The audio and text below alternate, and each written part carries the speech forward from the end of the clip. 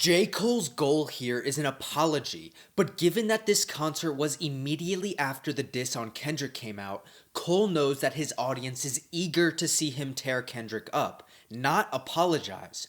So we will break down the enchanting strategies that Cole implements in order to apologize while maintaining the goodwill of the audience, because there are a few things worse than a live in-person audience of thousands of people turning on you. Many of the actions here are a subconscious form of persuasion, and through an in-depth breakdown, we learn how we can use these strategies in our own lives at a smaller scale. So I'm so proud of that project, except for one part. It's one part of that make me feel like, man, that's the lamest shit I ever did in my life, right? As Cole says he is so proud of that project, he figuratively holds it in his hand, and then he pushes it to the side right after.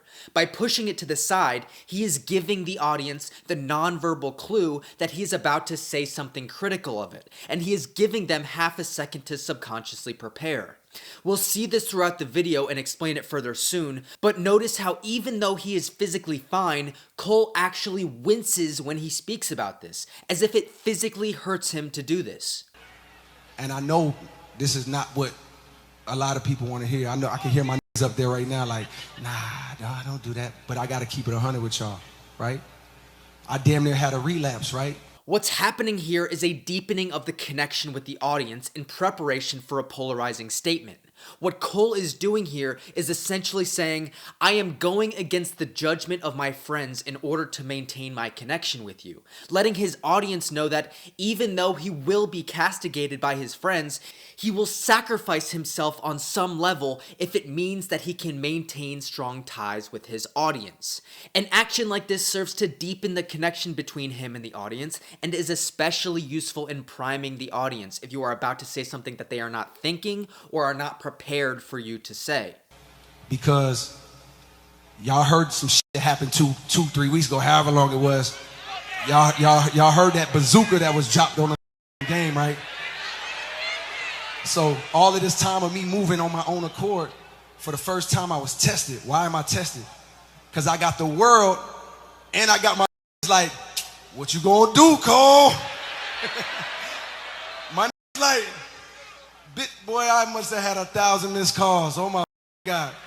So now the ante has been upped, and in order to deepen and maintain the connection with his audience, he is painting them the picture that not only are his friends in disagreement with what he's doing, but the world is as well. In order to get the most supportive reaction to what he is about to say, Cole wants to show that he is willing to risk it all to sustain the connection with his audience.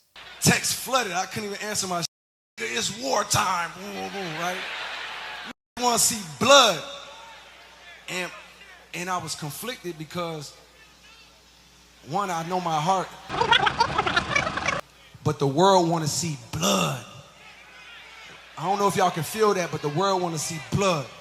So I say all of that to say, in my spirit of trying to like get this music out, I ain't gonna lie to y'all, I moved in a way that I feel spiritually feel bad on me. Like I try to like jab my back. The way Cole says bad in a deeper and slower pace that differs from the surrounding words in the sentence shows us something important. When we are reflecting and processing past emotions, we tend to be slower when processing and recognizing negative emotions, specifically the emotion of disgust. This shows us that Cole's technical language is in consistency with the tonality and pace that the emotion of disgust typically evokes. Another green flag. I try to like jab my back and I try to keep it friendly, but at the end of the day, when I listen to it and when it comes out and I see the talk, that shit don't sit right with my spirit. That shit make me feel, that shit disrupts my peace. So what I want to say right here tonight is in the midst of me doing that and in that shit, trying to find a little angle and downplay this catalog and his greatness, I want to say right now tonight, how many people think Kendrick Lamar is one of the greatest ever touch a fucking microphone? we see J. Cole make a concession towards his opponent, and then raises his hand up to stoke an interaction from the crowd. Now, J. Cole's audience, especially ones dedicated enough to go see him in person, are almost always going to agree with how he acts in a disagreement. And this concert is happening directly after J. Cole released the diss on Kendrick, so at least most of the crowd right now is fully on J. Cole's side, supporting him in his diss of Kendrick.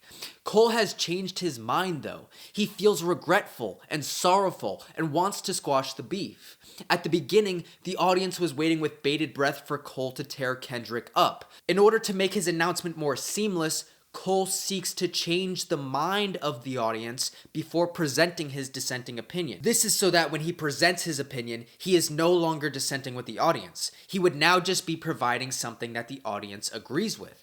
Cole implements here the fascinating tactic of call and response. In a regular conversation, if we want to get someone's attention, we can just tap on the table or make a small gesture with our hands. However, given that he is surrounded by thousands of people, the small gesture to get their attention becomes hyperbolized, making sure the cue is seen by all. A gesture like this, a lifting of the hand above the head, has become a ubiquitous lever, which most artists know that if they pull, they will get a positive response from the audience. J. Cole doesn't necessarily know how the audience, especially one that is so dedicated, is going to take his dissenting opinion. But by combining the call and response with an objective statement at the same time, the audience knowingly or unknowingly agrees to the objective statement of loving Kendrick as they respond to the call and response cue. Say right now tonight, how many people think Kendrick Lamar is one of the greatest mother ever touch a microphone?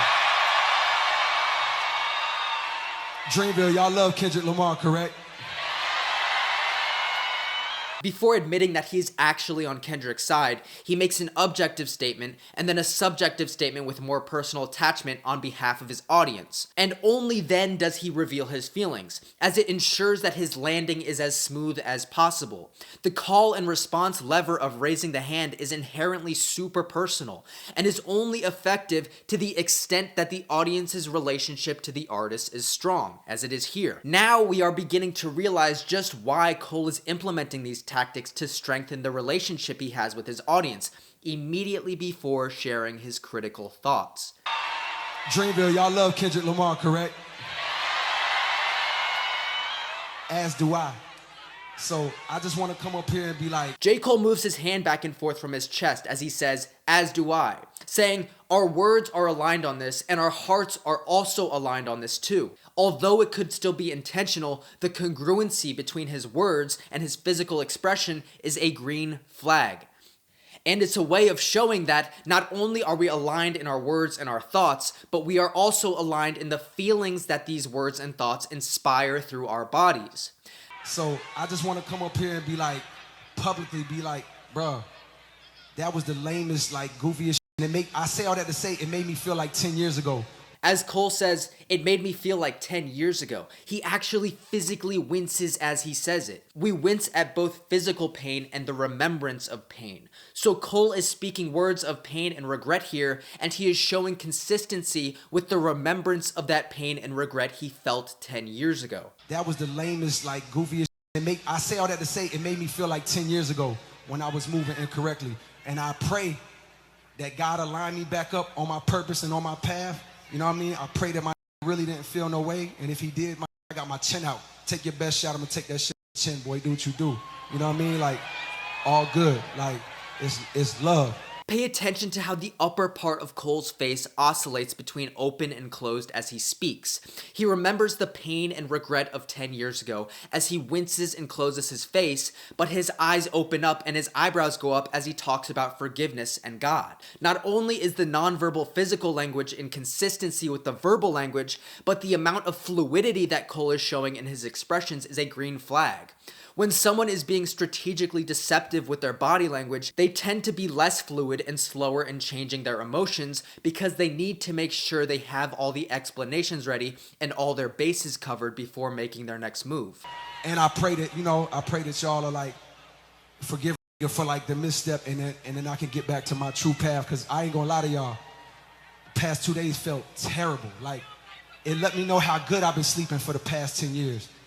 So all of that to say, man, I want to now perform the song. Cole pulls that lever again, but this time he doesn't get much response, possibly because he didn't commit enough to the physical action of enticing that call and response, or possibly because the audience realizes that the last time they responded to his call and response, their cheering also included the agreement to that objective statement that went along with it. And so this lack of response when Cole pulls the lever could be the audience realizing that they now need to be careful about what they cheer about.